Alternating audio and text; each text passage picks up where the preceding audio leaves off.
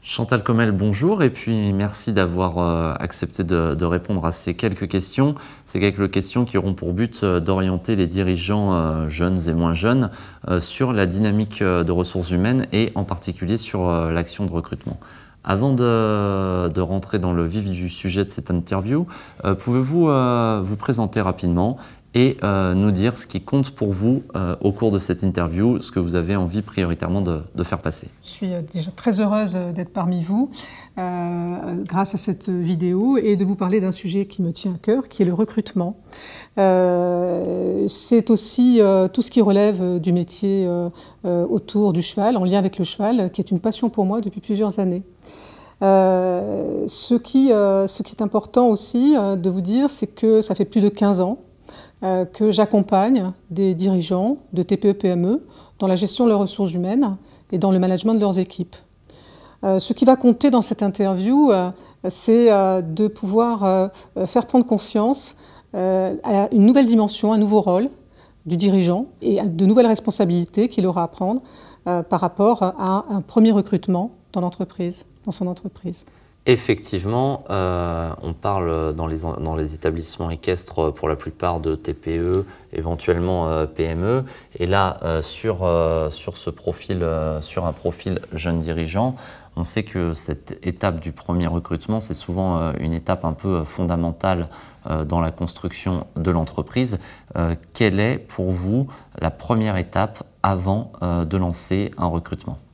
Ce qui compte essentiellement, avant de lancer un recrutement, c'est déjà d'avoir posé le projet de développement, poser une ambition du dirigeant sur les 2 à 3 ans à venir. C'est essentiel de le faire.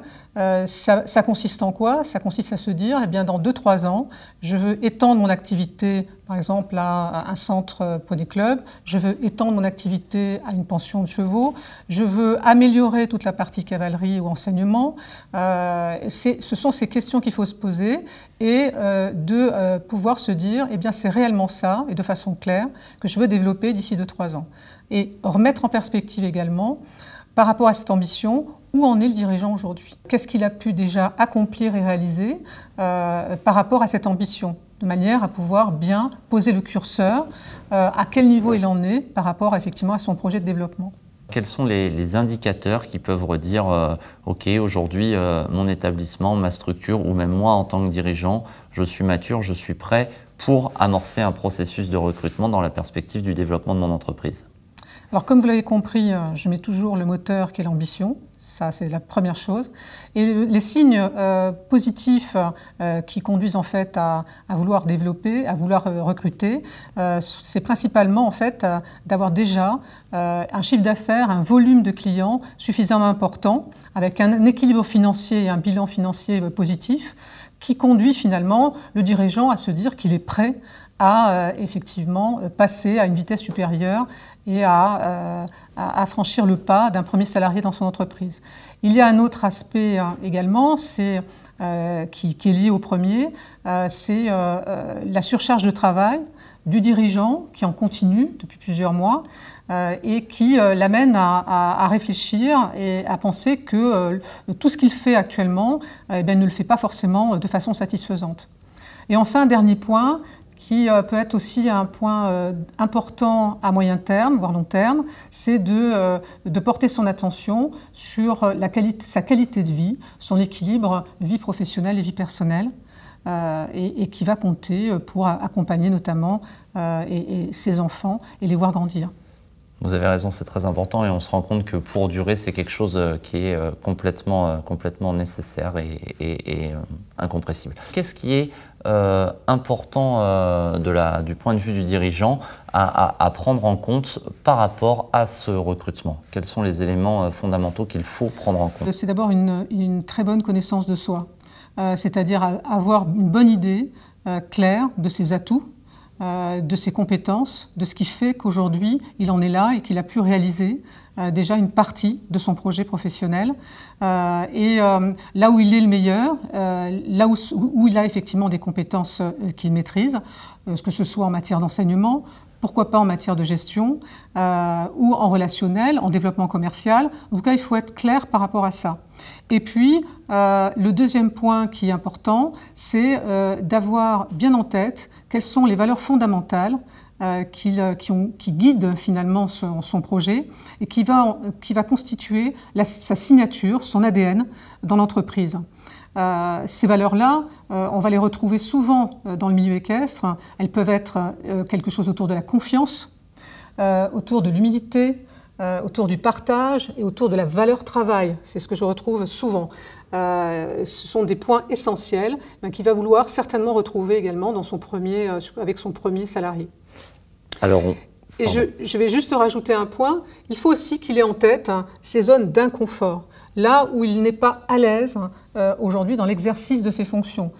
Souvent, et peut-être ça va vous parler à tous, souvent c'est ce qui relève de la gestion même et l'administration même de l'entreprise, et pourtant c'est quelque chose qu'il ne peut pas entièrement déléguer, qu'il est important qu'il maîtrise, mais ça c'est aussi un élément important à connaître, les zones d'inconfort du dirigeant. Voilà. Alors, en fait, il faut bien identifier son profil de dirigeant. C'est un des travaux préalables très importants. Est-ce que vous auriez éventuellement des conseils par rapport à ça pour justement apprendre à bien se connaître, parce que ce n'est pas forcément toujours évident?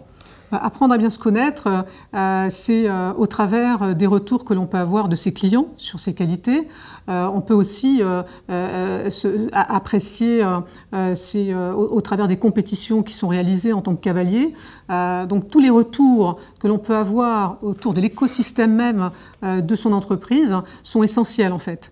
Et ça, il faut être constamment à l'écoute des autres, et pouvoir recevoir aussi les feedbacks des autres, mais aussi à l'écoute de soi et s'auto-évaluer le plus souvent possible sur ses compétences et sur sa personnalité, sur ses atouts. Et encore une fois, sur ce qui fait qu'il n'est pas encore tout à fait à l'aise dans certains domaines. D'accord. Une fois qu'on a donc défini son propre profil, qu'on est en tout cas que le travail préalable a été fait pour identifier le fait qu'on soit mature à recruter, comment est-ce que vous accompagneriez ou quels conseils vous donneriez à un dirigeant pour identifier le profil de son futur salarié?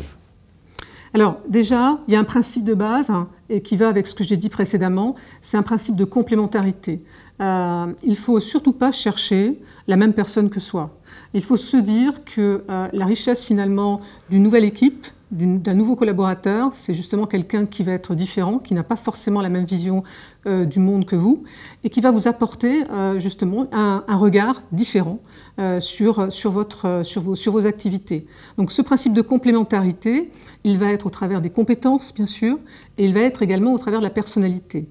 La seule chose qui reste commun et sur lequel vous devez porter votre attention lors du recrutement, ce sont les fameuses valeurs. Les valeurs qui vont être la force même et votre signature au niveau de l'entreprise. Donc si effectivement il y a la valeur travail, la valeur honnêteté, la valeur confiance, eh bien ces valeurs-là, à la fois vous devez les retrouver d'une certaine manière dans le futur recruté, mais vous devez également les transmettre et faire en sorte de les faire vivre dans votre entreprise. Ça c'est le premier point.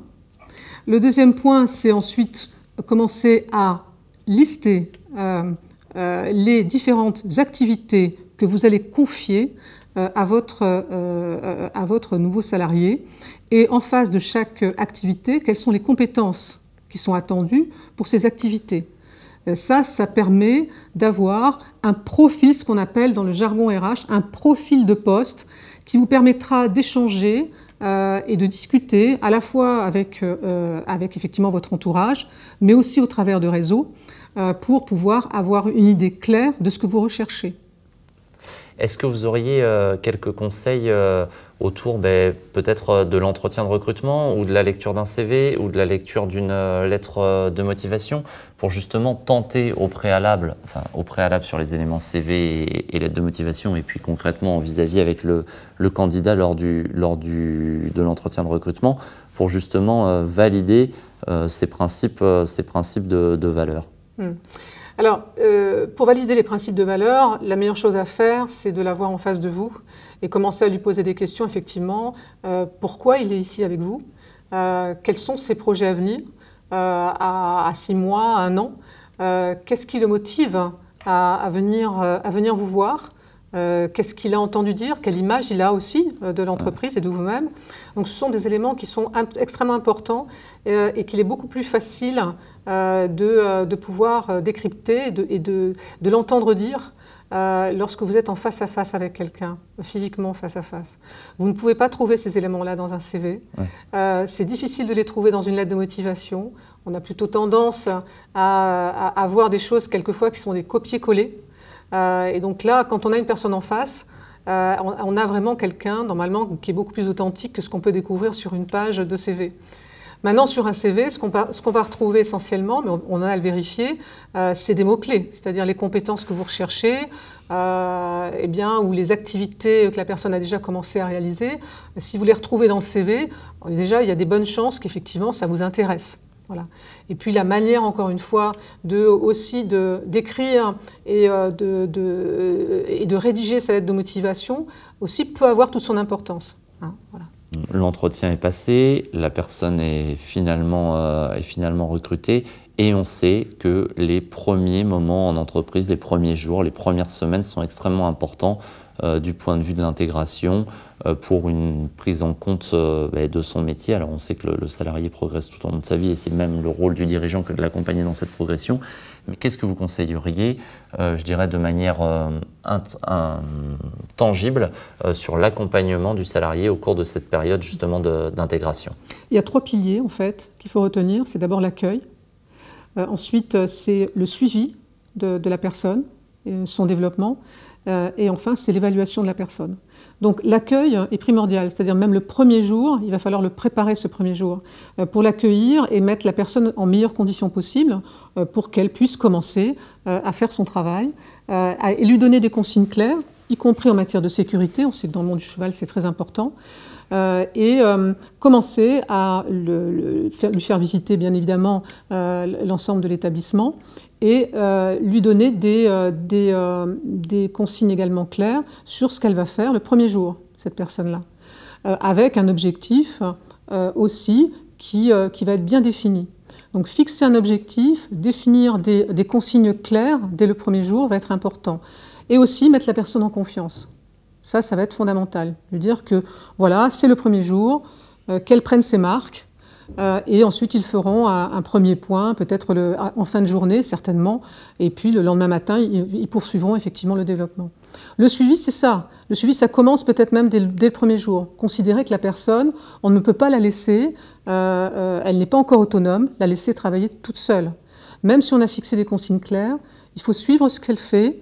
Il faut même le contrôler. Ce n'est pas parce qu'on a confiance dans ce qu'elle fait qu'on ne va pas contrôler, suivre ce qu'elle fait. Contrôler, ça veut dire aussi l'aider à la mettre dans une dynamique de progrès. L'amener à se dire, là, voilà, tu pourrais encore faire mieux là-dessus. Mais c'est aussi lui montrer comment faire. C'est vraiment, on est dans une approche de mentor. C'est un mentor, c'est-à-dire qu'il va l'accompagner, lui montrer les choses. Donc, en termes de savoir-faire, il va transmettre son savoir-faire. Donc ça, c'est la partie suivi. Et puis la partie évaluation, eh bien, à plusieurs moments, et pendant en général la période d'essai, à plusieurs moments, en général la première semaine, puis le premier mois, et puis à 3 mois, et voire à la fin ou en bilan, à 6 mois, eh bien, on propose à la personne de faire un point. C'est-à-dire que non pas entre 2 portes, non pas dans l'écurie, mais on fait un point, on essaie de trouver un moment ou un endroit calme, pour se poser, même 15 minutes, pour se dire, voilà, eh bien, qu'est-ce que tu penses déjà de ces premières semaines ici, qu'est-ce que tu penses qu'il faut améliorer, voilà moi ce que j'ai vu, voilà ce que j'ai observé, et puis continuer à mettre la personne en confiance jusqu'à la fin de sa période d'essai qui permettra d'évaluer et de décider des 2 côtés qu'effectivement, ils ont envie de faire un bout de chemin ensemble. Alors, on est, et on le disait dans l'introduction, dans les établissements équestres, vraiment sur des très petites entreprises, souvent à 1, 2 salariés. De ce fait, on a l'impression que cet échange, il est quasiment quotidien. Mais vous le disiez dans la question précédente, il est important de temps en temps de casser le rythme du quotidien et de se poser pour faire un point. Est-ce que vous auriez un conseil, une préconisation en termes de fréquence de ces rendez-vous d'objectivation ou de suivi ? Eh bien, ça dépend aussi de la manière dont la personne, en fait, évolue. Et d'où elle démarre en fait. Si elle est complètement effectivement junior, si c'est un nouveau métier pour elle ou pas, on n'est pas du tout dans la même approche et on n'aura pas le même niveau de suivi en fonction de sa maturité, son autonomie et son niveau d'autonomie. Mais en général, lorsqu'on accueille quelqu'un, déjà on le voit en général en fin de journée, déjà la première semaine, c'est tous les jours en fin de journée minimum. Et puis ensuite, eh bien, en fonction de ce qui se passe, de ce qu'on peut évaluer en termes de travail et de résultats, eh bien, on va mettre en place avec cette personne-là en disant bah, tiens, est-ce que ça te va si on se voit tous les 15 jours et puis ensuite eh bien, une fois par mois et puis peut-être après ça sera juste à la fin de la période d'essai. D'accord. On est au départ de la relation entre le salarié et le dirigeant. Ces rendez-vous d'objectivation donc ont été faits, donc on a passé la période d'essai, l'embauche est réalisée. Qu'est-ce qui va fondamentalement changer dans la mission du dirigeant au travers de l'accompagnement de ce salarié sur la durée? Alors ça, c'est vraiment une question importante. Ce qui va changer, je l'ai dit au début, c'est cette prise de conscience. Son rôle va évoluer. Il y a une nouvelle dimension, et la nouvelle dimension, elle est sur ses compétences managériales. Parce qu'on peut partir du principe que si un dirigeant va intégrer un premier salarié, ça veut dire qu'au départ, il est tout seul. Donc il n'a pas à se préoccuper, à savoir comment gérer et comment faire évoluer un salarié dans son entreprise. Et donc là, c'est là où les compétences managériales sont importantes. Et donc on va parler de quoi? On va parler de savoir fixer des objectifs, savoir définir des consignes claires avec son salarié, savoir le suivre, savoir le mettre dans des conditions favorables d'évolution aussi, satisfaisantes. Savoir aussi le recadrer si nécessaire, mais toujours dans une démarche de progrès, en disant ben là, ça s'est bien passé avec tel client, mais voilà ce que je te propose la prochaine fois, c'est de repartir là-dessus pour que effectivement tu puisses t'améliorer sur tel ou tel type de situation. Et donc voilà, c'est toutes ces choses-là en matière d'évaluation, de suivi, de recadrage, de fixation d'objectifs et aussi de motivation du salarié. On ne peut pas partir du principe qu'une fois que le salarié, ça y est, il maîtrise complètement son métier, qu'on va le laisser complètement en toute autonomie. On a la responsabilité en tant que dirigeant à s'assurer de son bon niveau de motivation, à s'assurer qu'il est toujours, bien sûr, intéressé et toujours opérationnel et toujours performant dans ce qu'il fait. Et l'aider aussi à se développer encore plus, à le mettre toujours en situation de progrès. Donc la motivation est essentielle aussi comme on va dire, élément sur lequel le dirigeant doit être attentif. Donc ce sont ces compétences managériales qui sont parfois, pour beaucoup de dirigeants, pour la première fois, c'est quelque chose de nouveau. Donc on ne s'improvise pas manager parce qu'on est dirigeant d'une entreprise, d'une TPE-PME. Donc ce n'est pas forcément évident de prendre en compte ces aspects-là. Alors, vous nous dites on ne s'improvise pas, donc ce qui ne s'improvise pas s'apprend, on va dire. Est-ce que vous auriez quelques conseils à donner à ces jeunes dirigeants qui souhaiteraient sauter le pas et assurer ce premier recrutement pour se former ou pour prendre de l'information par rapport à, un peu plus en détail par rapport à tous les points qu'on a évoqués précédemment? Ben écoutez, il y a plusieurs solutions. Donc, c'est bien évidemment s'informer sur les différentes possibilités de formation qu'ils peuvent avoir. C'est être conseillé par des entreprises comme la mienne, Elan Coach, pour les accompagner dans cette démarche-là de préparation aussi, pour qu'ils prennent en compte tous les éléments que je viens noter, et aussi les accompagner en tant que dirigeants sur l'aspect managérial. Donc voilà. Mais c'est aussi, alors je tenais aussi à donner un élément que je n'ai pas donné jusqu'à présent, c'est aussi avoir en tête qu'un dirigeant qui va avoir des salariés, qui va avoir une clientèle de plus en plus importante, il doit s'attacher à la notion d'attractivité, à la notion d'image interne vis-à-vis de ses salariés, mais aussi d'image externe. Ça va jouer profondément, à la fois lorsqu'il va recruter. S'il a une bonne image vis-à-vis de ses clients, ce sont des prescripteurs. Ce sont des personnes qui vont parler de lui, de son entreprise à l'extérieur, qui vont même, pourquoi pas, regarder s'ils ne trouvent pas une personne qui serait tout à fait, qui pourrait tout à fait intégrer l'entreprise, parce qu'ils ont bien en tête, de façon claire, le profil de personnes qu'ils souhaitent avoir.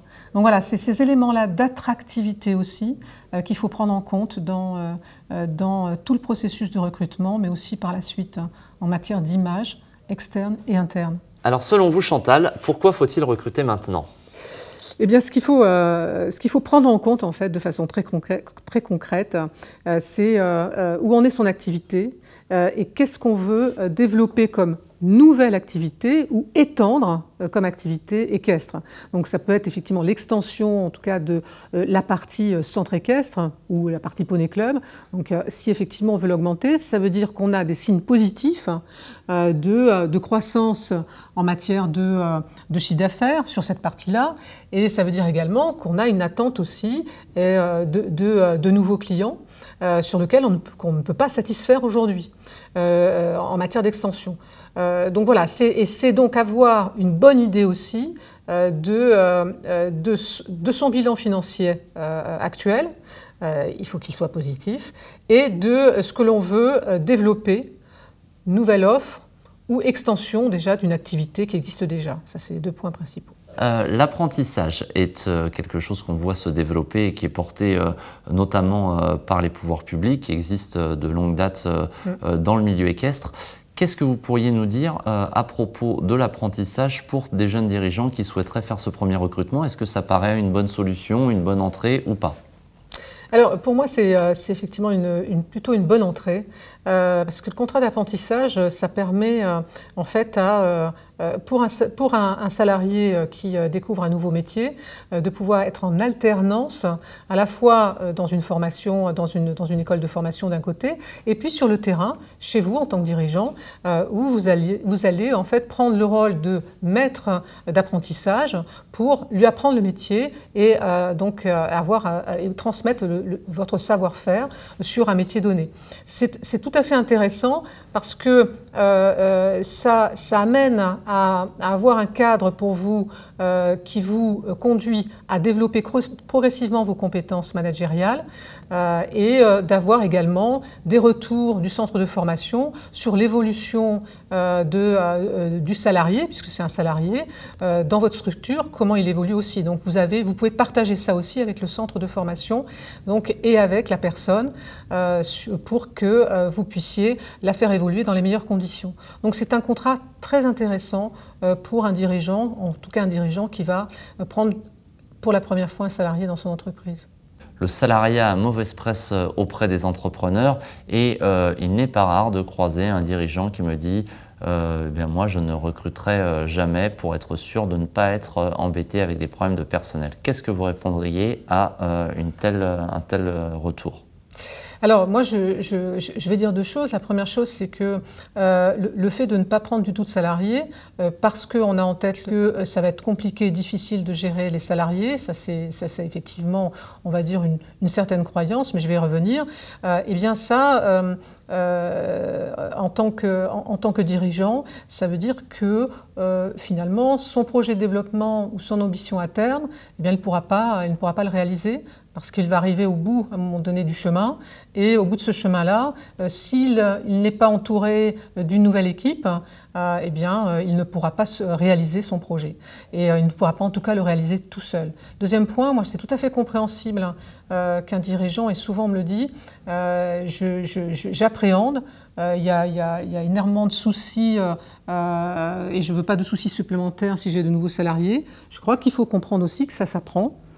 C'est effectivement une dimension supplémentaire de responsabilité pour un dirigeant, mais encore une fois, c'est l'opportunité à la fois d'apprendre ces nouvelles compétences managériales, mais aussi l'opportunité de pouvoir atteindre la réalisation d'un projet professionnel qui vous tient à cœur. On ne peut pas attendre, cela dit, la même chose d'un apprenti que d'un salarié. En fait, la question d'abord de base, c'est de savoir où en est l'apprenti ou le salarié par rapport, on va dire, au profil de poste, aux activités qu'on va lui confier.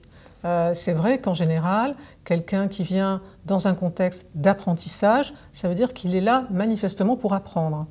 Donc on est plutôt dans cette logique où il faudra probablement l'accompagner un petit peu plus. Mais un salarié aussi peut rentrer dans une structure avec très peu de compétences. On peut faire ce choix-là. Donc ça dépend du niveau de compétence et du niveau de maturité du salarié dans son poste et dans la maîtrise de son poste, où il faudra de toute façon l'accompagner.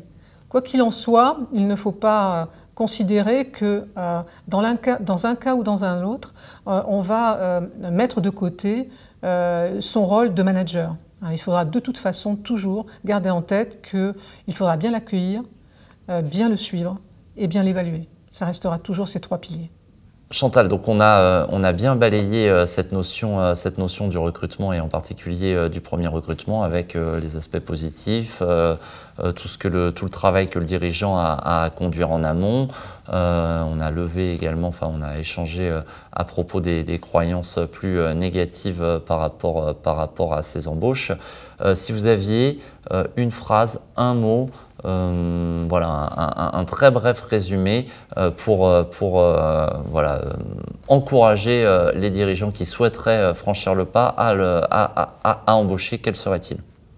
Pour franchir le pas d'une embauche, je reviens toujours à votre motivation, la motivation du dirigeant et son ambition à vouloir grandir, à la fois sur le plan personnel, mais aussi à vouloir faire grandir son entreprise. Si effectivement vous voulez faire grandir votre entreprise, eh bien à ce moment-là, ça veut dire que cette ambition-là, eh bien, elle va être forcément atteinte par l'embauche de futurs salariés. Vous ne pourrez pas faire ça tout seul. De toute façon, à un moment, vous ne pourrez plus le faire tout seul. Donc mettre en perspective cette ambition-là, encore une fois, c'est fondamental. Et se dire aussi que ça va être l'opportunité de vous développer en tant que dirigeant et de réussir aussi votre fonction de dirigeant à terme. Chantal Commel, merci. Je rappelle à tous que d'autres informations, notamment de suivi juridique, sont disponibles sur le site de la Fédération française d'équitation, ffe.com, espace ressources, ainsi que mis à disposition par le groupement hippique national GHN. Donc n'hésitez pas à consulter l'ensemble de ces ressources. Merci à vous.